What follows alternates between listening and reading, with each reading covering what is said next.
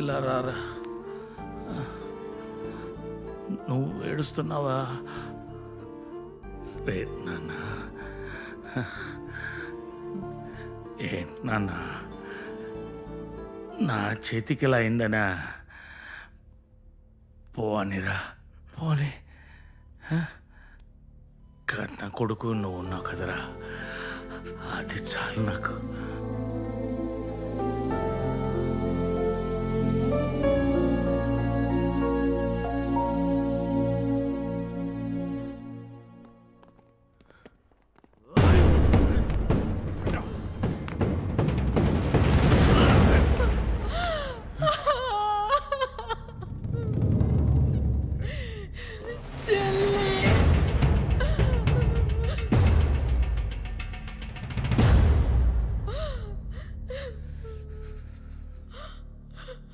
కన్న కొడుకు నువ్వు ఉన్నావు కదరా.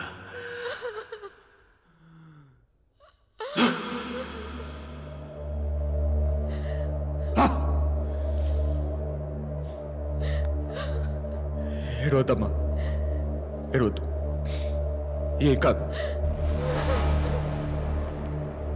కూర్చో, చెల్లొస్తా, నేను తీసుకొస్తా.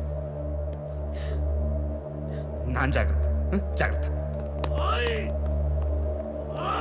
ఏం కాదు, మా చెల్లొస్తుంది.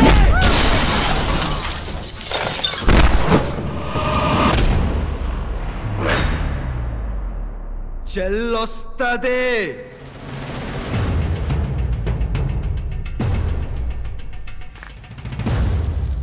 మాలాంటి వాళ్ళు మీలాంటి వాళ్ళని చూసి భయపడేది, గొడవలంటే మూసుకొని కూర్చునేది మాకేదన్నా అవుతుందని కాదు, మా అనుకున్న వాళ్ళకేదన్నా అవుతుందన్న చిన్న భయంతో.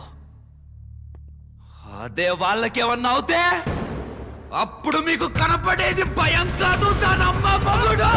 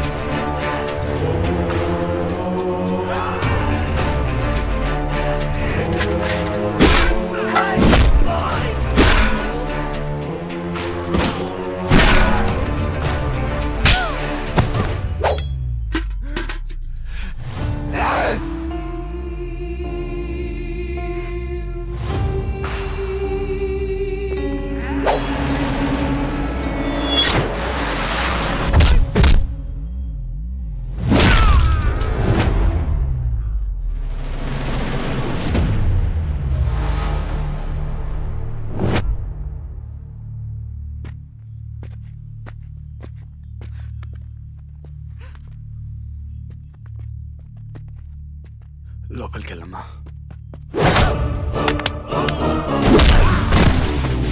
ఏం భయం లేదు, హలో.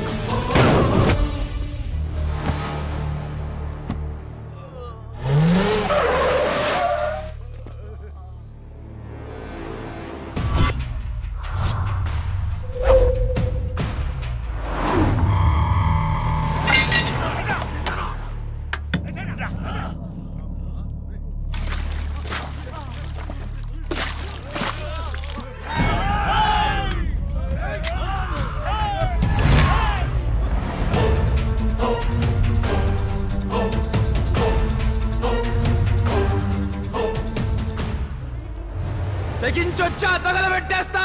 చంపింది నేనా? మీకెవరెవరితో ఏం గొడవలు ఉన్నాయో నాకేం తెలుసు.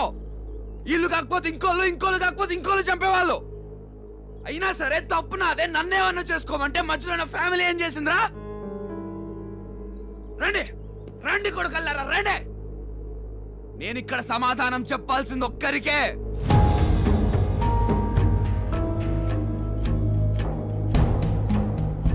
కావాలని చేయలేదమ్మా, మంచి చేద్దాం అనుకున్నా, చెడు ఎదురైంది.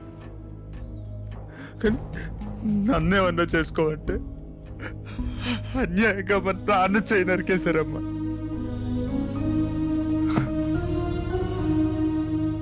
చంపాలనుకుంటే నన్ను చంపండి, కానీ దయచేసి నా ఫ్యామిలీని వదిలేయండి అమ్మా. ఏంట్రా ఫ్యామిలీ అంటున్నావు? మీ నాన్న చెయ్యి మాత్రమే పోయింది, నా కొడుకు తలే పోయింది.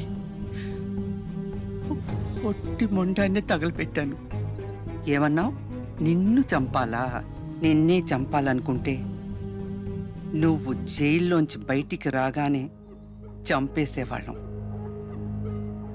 మీ వాళ్ళని చంపాలనుకుంటే నువ్వు జైలుకెళ్ళిన మరుక్షణమే చంపేసేవాళ్ళం.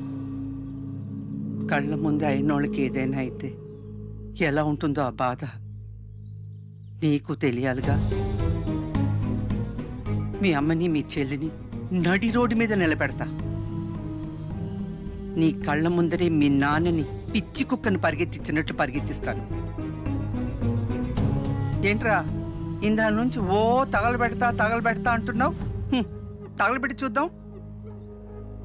10 మంది పోతే ఇంకో 10 మంది అలా వస్తూనే ఉంటారు. ఆపుతావా? నా తప్పేం లేదు, నేనేం చేయలేదు, నా ఫ్యామిలీ అని వచ్చి కాళ్ల మీద పడ్డావు కాబట్టి నీకొక అవకాశం ఇస్తున్నాను.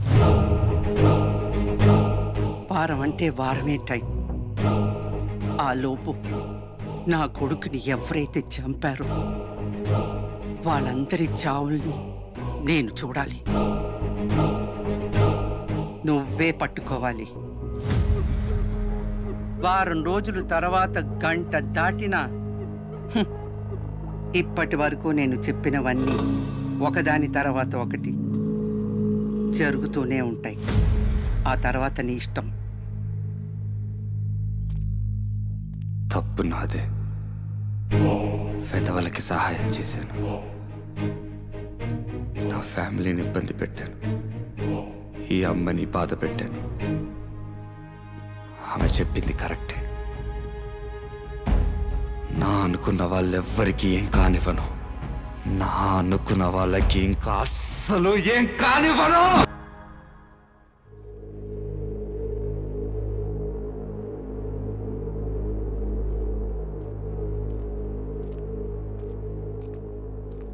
గుణా, కూర్చో.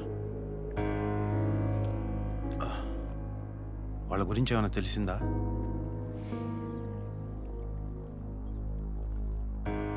సారీరా, అందరిలాగే నేను నాకెందుకు వచ్చిన గొడవలే అనుకున్నా.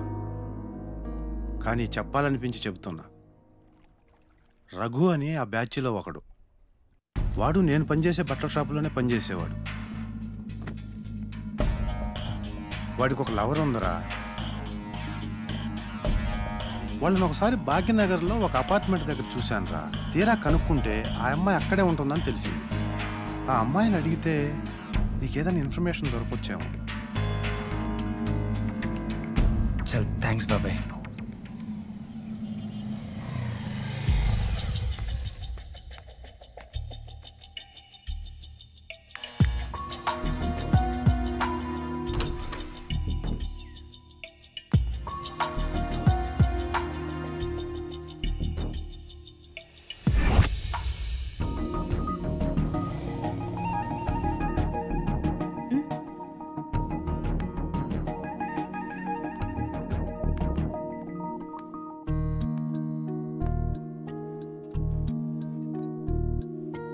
చెప్పండి. అదే రఘు గురించి. రఘు ఎవరు? రఘు మీ బాయ్ ఫ్రెండ్ అని నాకు తెలుసు. ఏ అమ్మాయి అయినా తన బాయ్ ఫ్రెండ్ గురించి అడిగితే చెప్తుందా? చెప్తారు. ఎప్పుడు? తన బాయ్ ఫ్రెండ్ కన్నా ఎక్కువేదో ఇవ్వాలి. ఏమిస్తావు? మీకు ఏం కావాలన్నా ఇస్తానండి.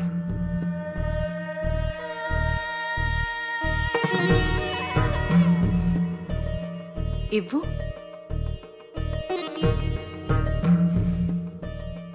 ఎవడో ఇసిరిన అగ్గికి ఒళ్ళుగాలి నేనేడుస్తుంటే నువ్వు కదలకుండా ఉండు, చలిగాచుకుంటా అంటున్నావు. సరే సరే.